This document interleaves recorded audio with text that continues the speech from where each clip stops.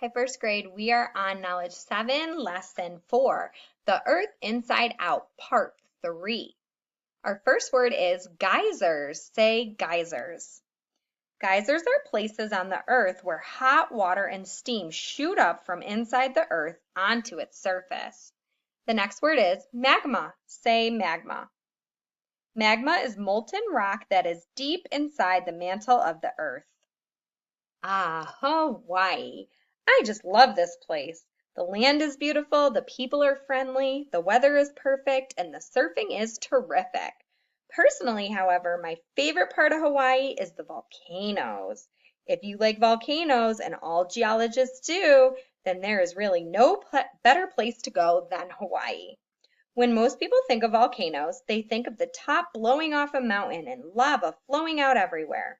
Volcanic activity actually comes in many different forms, not all of which are as spectacular as a mountaintop eruption. So Hawaii is the circled area on the map.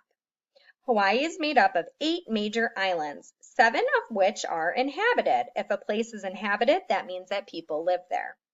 The islands of Hawaii were formed by volcanic activity. In other words, if it weren't for volcanoes, Hawaii would not be there at all. Hawaii is one of the best known volcanic hotspots in the whole world. A hotspot is a place where there has been continuous volcanic activity for a long time. In Hawaii's case, the volcanic activity started underwater. In fact, most volcanic activity occurs underwater, deep down near the ocean floor. Down there, the crust is fairly thin, so it's easier for magma to seep up from the mantle. When a volcano erupts underwater, the lava it releases cools very quickly. Over time, millions of years, this lava piles up. That is what happened in Hawaii. Over time, the lava continually erupting from the hot spot built up a pile that now reaches from the deep ocean floor all the way to the ocean surface, where it became new, dry lands. Hawaiian volcanoes erupt gradually, or little by little. The lava bubbles and gurgles and sputters rather than shooting up out of the earth all at once. There is still plenty of volcanic activity on some Hawaiian islands, which means the island chain is still growing. Now let's compare the Hawaiian volcano to another type of volcano, the kind where a mountain top explodes. This volcano erupted in the state of Washington, which is on the west coast of the United States. This is what Mount St. Helens looked like until the year 1980. Mount St. Helens proves that it is generally fairly easy to predict where a volcano will erupt.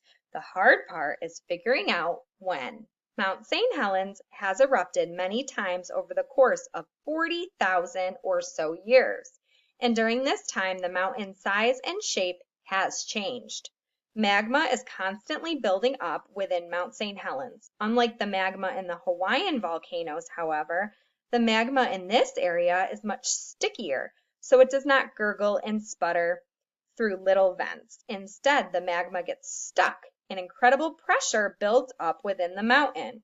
Eventually, the pressure becomes so intense that the mountain cannot hold it anymore, and boom! The eruption of Mount St. Helens was the most destructive volcanic eruption in U.S. history. Hundreds of homes were destroyed and thousands of acres of forest were leveled or flattened when this mighty volcano erupted. In an instant, the top and one side of the mountain were literally blown away. Lava was not the main problem with Mount St. Helens. Rather, it was the immense amount of rock and ash that exploded into the air, as well as the landslides that followed as the mountain came crashing down into the valley below. This is what Mount St. Helens looks like today. It's still tall enough to rise above the clouds, but if you compare this to the first picture you saw, you can see that it is not the same mountain that it used to be. Mount St. Helens has erupted several more times after that day in 1980, and it still erupts occasionally to this day. Here is another place in the United States where there is a lot of volcanic activity. This place is called Yellowstone National Park. Yellowstone is mostly in Wyoming, with parts of it extending into Idaho and Montana. Yellowstone National Park is home to many interesting and beautiful sights. Like Hawaii, Yellowstone is situated on top of a hot spot, a place where there is lots of magma close to the surface.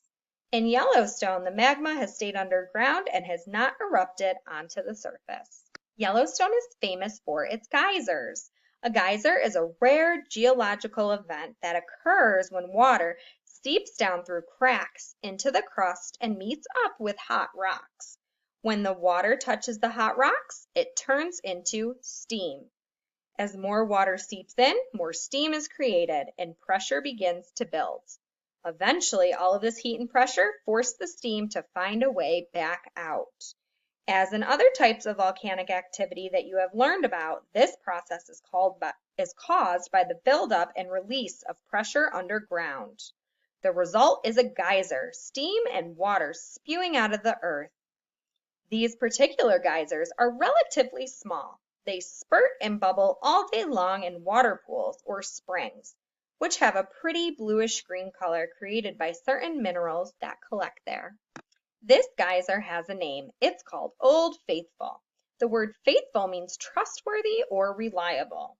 Old Faithful got its name because you can count on the fact that it is going to erupt several times each day.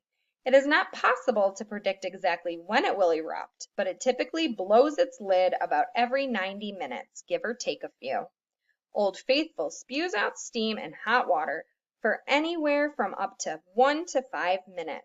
It can spew as much as 8,000 gallons of water up to 185 feet in the air. Every day during summer, when the park is full of visitors, hundreds of people gather around to watch the world's most famous geyser. Although they come in many forms, shapes, and sizes, all volcanoes and geysers have two things in common. They are the Earth's way of releasing heat and pressure from deep underground, and each tells us a little more about the history of the Earth. And one other thing, all volcanoes and geysers are extremely hot, so always keep a safe distance and admire them from afar. The end. You may now go ahead and click on the Google form to answer the questions about today's read aloud.